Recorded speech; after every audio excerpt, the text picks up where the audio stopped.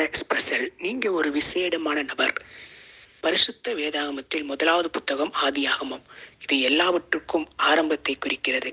முக்கியமாக சகல படைப்புகள் பற்றி கூறப்படுகிறது. உலகத்தில் காணப்படும் அனைத்து படைப்புகளும் தேவன் சொல்ல உண்டாகியது. ஆனால் மனிதனையோ அவரது கரத்தினாலே படைத்து அவருடைய ஜீவ சுவாசத்தை கொடுத்தார். எனவே மனிதன் மிகவும் விசேஷமானவன். You are special.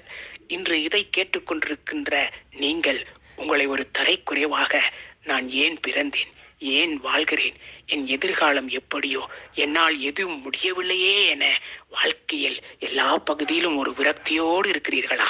பயப்படாதீர்கள். தேவன் உங்களை ஸ்பெஷலாக படைத்திருக்கிறார். அவருக்கு ஒரு திட்டம் உண்டு. உங்களை குறித்து ஒரு நோக்கம் உண்டு. அதற்கு உங்களை ஒப்புக்கொடுங்கள். உங்கள் சூழ்நிலையை கர்த்தர் மாற்றுவார். God bless you.